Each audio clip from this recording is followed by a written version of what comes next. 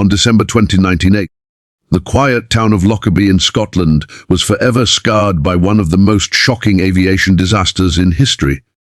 Pan Am Flight 103, a Boeing 747 bound for New York, was torn apart mid-air by a devastating terrorist bomb, raining wreckage and tragedy upon the community below. The disaster claimed 270 lives, not only those on board but also residents on the ground. I'm Jhon, and this is P-Line, Aviation, where we revisit the most infamous and heartbreaking aviation tragedies. Today, we uncover the chilling story of the Lockerbie bombing and its haunting aftermath. The night of December 21st, 1988, began as any other for the residents of the small Scottish town of Lockerbie. Families prepared for the holidays. Children counted the days until Christmas, and the quiet countryside settled into its winter stillness. Above them, thousands of feet in the air, Pan Am Flight 103 was making its way across the Atlantic, carrying passengers eager to reunite with loved ones in New York. It was a Boeing 747, a giant of the skies, trusted by many, symbolizing both technological achievement and the growing interconnectedness of the world. On board were students, business travelers, families, and crew members, all with their own stories, none of them knowing that fate had chosen this night to intertwine their destinies with tragedy. At 7:03 p.m., as the aircraft cruised at 31,000 feet, a sudden flash erupted in the forward cargo hold.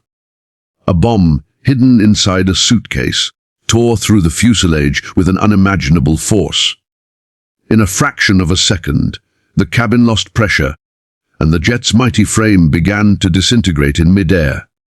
What had been a smooth, uneventful flight transformed instantly into chaos, and within minutes, Pan Am Flight 103 was no longer an aircraft in the sky, but a scattering of twisted metal, burning fuel, and shattered lives descending toward the unsuspecting town below. For the people of Lockerbie, the terror began with a noise that defied imagination. Some described it as a roar, others as an explosion louder than anything they had ever heard before. The sky lit up as wreckage rained down. Entire sections of the plane, still ablaze, crashed into fields, houses, and streets. A fiery trail seared across the darkness, illuminating the horror that was unfolding. Families who had been sitting by their fireplaces, wrapping gifts or preparing meals, were suddenly thrown into a nightmare they could neither comprehend nor escape. In Sherwood Crescent, a quiet residential street, the falling fuselage ignited an inferno. Houses disintegrated instantly under the impact. Flames shot high into the night sky, fueled by the plane's thousands of gallons of jet fuel burning, so hot that they could be seen miles away.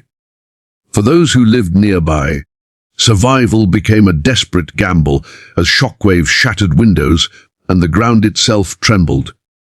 The devastation did not stop there. Across an 11-mile radius, pieces of the Boeing 747 plummeted to Earth. In fields, the frozen winter soil was suddenly littered with twisted wreckage. In gardens and streets, debris mingled with the possessions of passengers. Clothes, books, children's toys, all transformed into haunting reminders of lives cut short. More chilling still were the bodies of the victims, carried by the explosion and the fall from the sky, scattered across the countryside and into the heart of Lockerbie itself. Emergency services rushed to respond, but the scale of the disaster was almost beyond comprehension. Firefighters battled towering flames in Sherwood Crescent, while police and volunteers worked through the cold, dark night to locate survivors. But the grim reality soon became clear: there were none. All 259 people on board had perished, and on the ground, 11 residents of Lockerbie had also lost their lives when their homes were obliterated in an instant. As news spread, Lockerbie became the center of global attention. Families of passengers rushed to airports, desperate for information, only to be met with the unbearable confirmation that their loved ones would never be coming home. Reporters descended on the town, their cameras capturing both the physical devastation and the stunned expressions of survivors who could scarcely believe what they had witnessed. For the residents of Lockerbie, the pain was doubled. They were not only mourning their neighbors and friends, but also coping with the horror of a catastrophe that had literally fallen from the sky onto their community. The scene the next morning was one of eerie silence, broken only by the movement of rescue workers combing through wreckage. Smoke still rose from the blackened remains of houses. Fields were cordoned off as investigators began the slow, painstaking process of piecing together what had happened.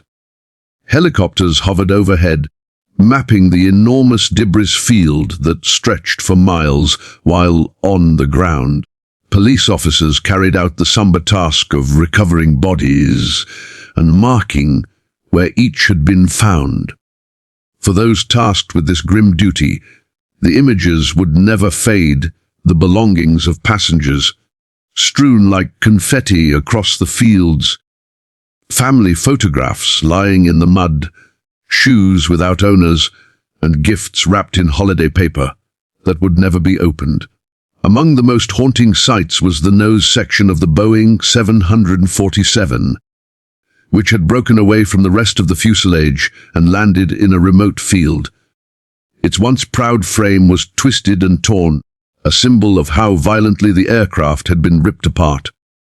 This wreckage, along with every other fragment, became vital evidence, but in those first hours it was not evidence that mattered most. What weighed heaviest was grief. Lockerbie, a place known for its tranquility, had been transformed overnight into the setting of one of the most horrific acts of mass murder in aviation history. The impact of the explosion was felt far beyond Scotland. Across the Atlantic, in the United States, families who had been waiting for Flight 103 to arrive at New York's JFK Airport were suddenly thrown into despair. Many of the passengers had been students returning home for Christmas, their futures bright, and their families eager to see them again. In moments, those futures were erased, leaving only questions, anger, and sorrow. The images broadcast worldwide showed not just the destruction, but also the resilience of the Lockerbie community. Residents opened their homes to grieving families who arrived in the days that followed. Volunteers offered support to investigators and comfort to one another, bound together by a shared tragedy that none of them could have imagined only hours before. The scale of the devastation could not be measured in numbers alone, though the numbers were staggering. 270 dead, countless lives shattered, and a community forever changed. It was the human stories. The father who had just spoken to his daughter hours before, the mother who had been traveling with her child, the families in Lockerbie who had lost everything, that gave the disaster its weight. Behind every statistic was a face, a voice, a memory, now silenced but never forgotten. Even as the fires burned and the wreckage smoldered, questions began to emerge. How could such a catastrophe have happened? Was it mechanical failure, pilot error, or something more sinister? For the moment, those questions remained unanswered. What was certain was the enormity of the loss and the indelible mark it had left on Lockerbie and the world. In the days that followed, memorials began to take shape. Flowers appeared in fields, candles flickered in windows, and families clung to one another for strength.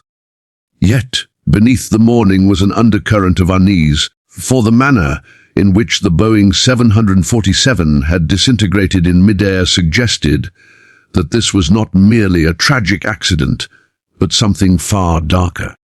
That truth would emerge only through painstaking investigation. But on that December night, for the people of Lockerbie, the only reality was the unimaginable horror of a jetliner torn apart above their town and the unrelenting grief that followed in its wake. The first keynote of Pan Am Flight 103 is forever etched in history, not only as an aviation disaster, but as a defining moment of sorrow and shock. It was not simply a plane crash. It was a mid-air explosion that turned an ordinary winter evening into an inferno of fire, steel, and tragedy. The immediate impact on Lockerbie, the devastation on the ground, and the haunting loss of 270 lives marked the beginning of a story that would resonate for decades to come. A story of terror, resilience, and the pursuit of answers in the face of unimaginable loss. In the aftermath of the Lockerbie disaster, grief gave way to questions, and those questions demanded answers.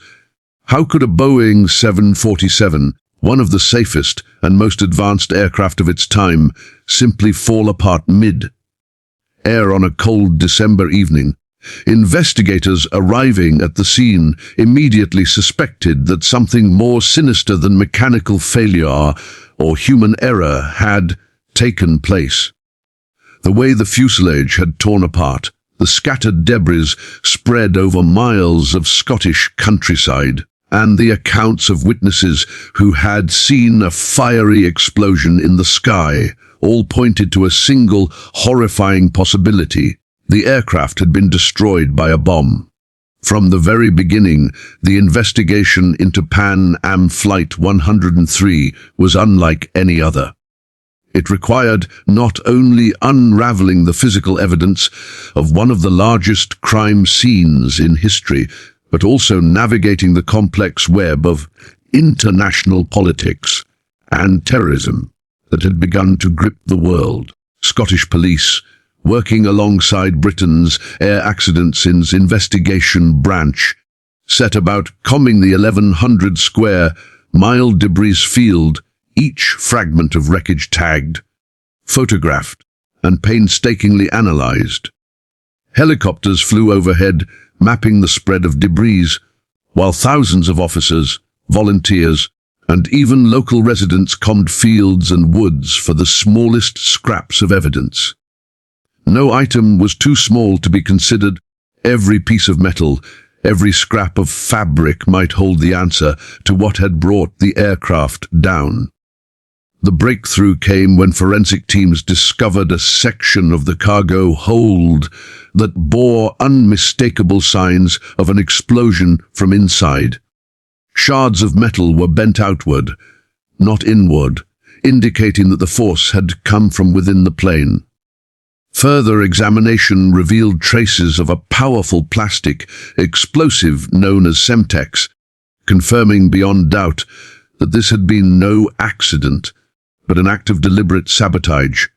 Somewhere among the thousands of bags loaded onto Flight 103 had been a suitcase packed not with clothing or personal belongings, but with death. Attention quickly turned to identifying where this deadly suitcase had originated.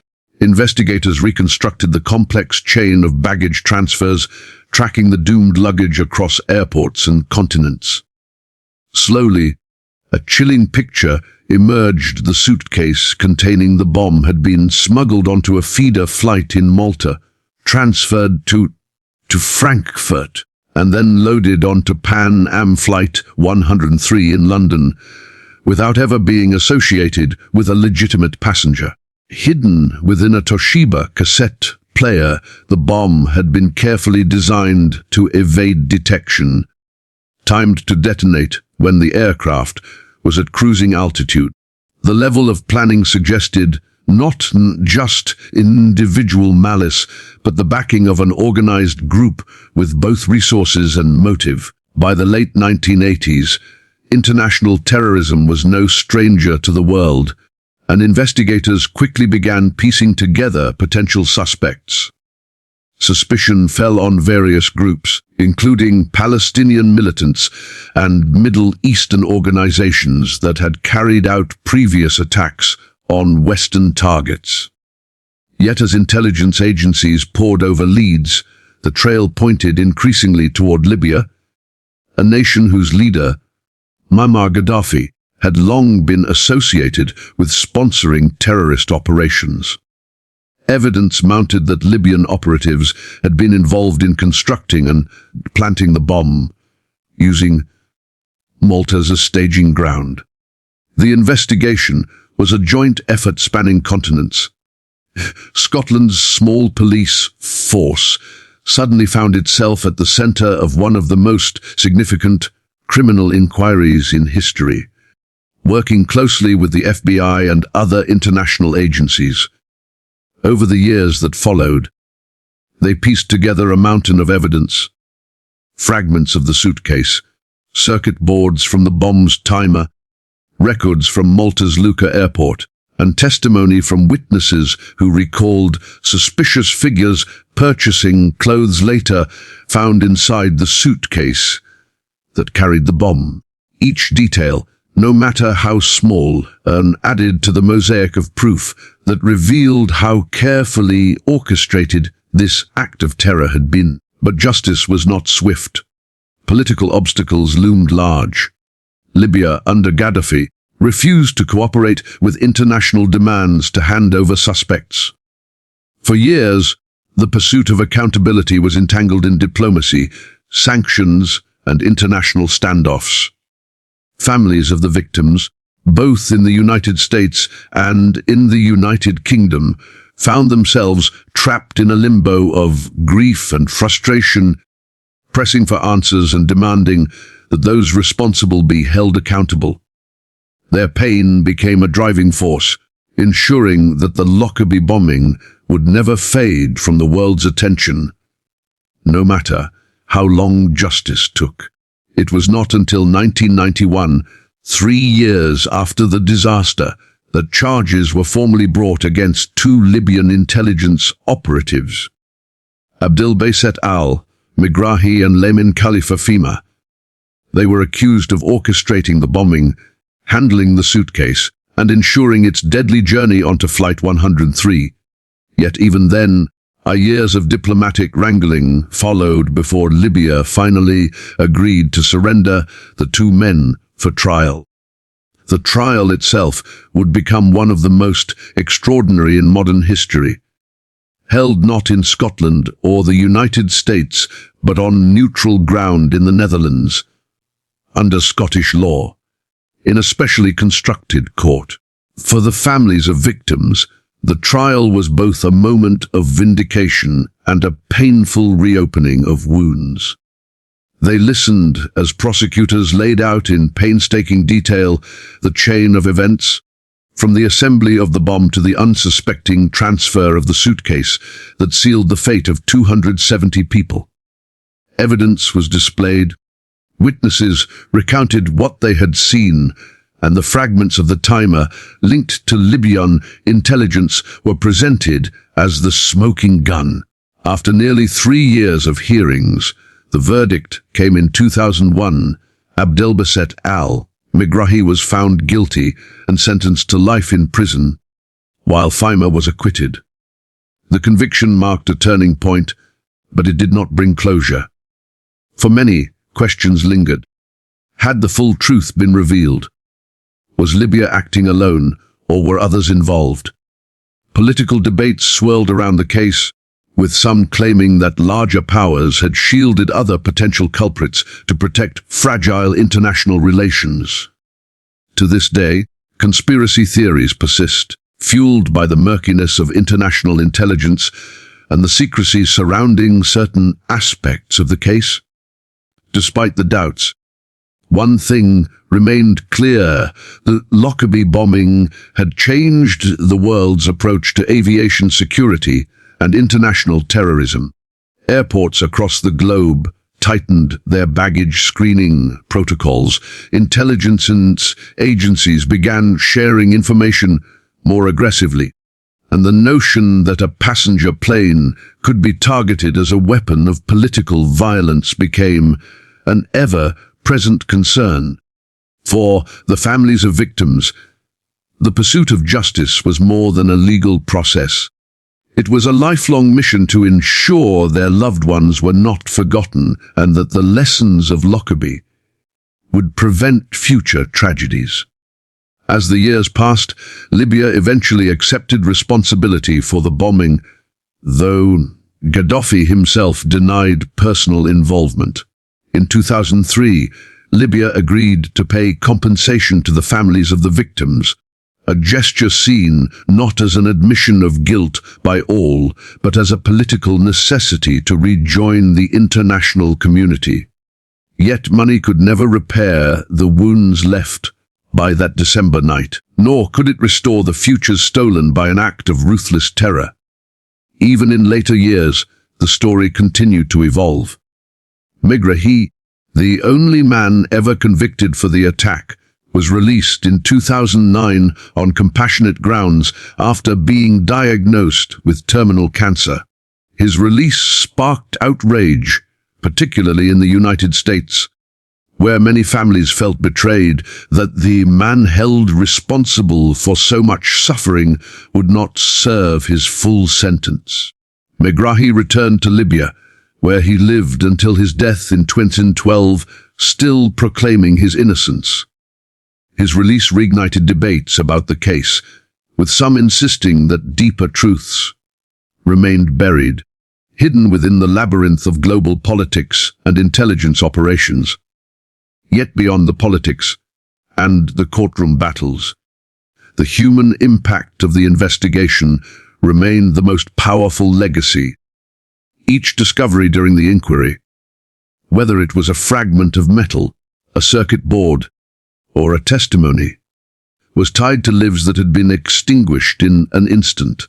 Each step toward justice was a step taken in honor of the 270 souls lost, a way of ensuring that their memory would endure not as nameless victims, but as individuals whose stories deserved to be told and remembered.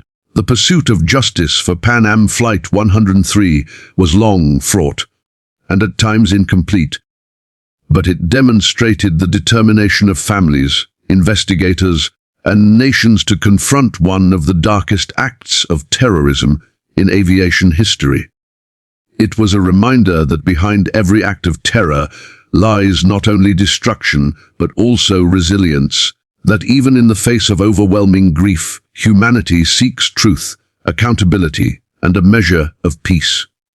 For Lockerbie, the scars remain, but so does the strength of a community that bore the weight of tragedy and the burden of becoming the center of a global quest for justice.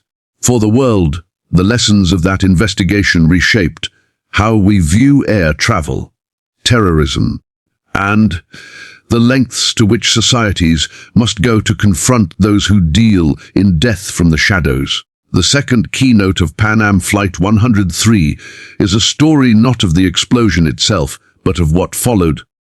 The painstaking investigation, the unrelenting pursuit of the perpetrators, and the years of international struggle to hold them accountable. It is a story that stretched across decades, across nations, and across political divides, a story born of immense loss, but driven by the refusal to let that loss fade into silence. In the end, Lockerbie stands not only as a place of tragedy, but as a symbol of resilience, a reminder that even when the sky falls, the search for truth and justice can endure.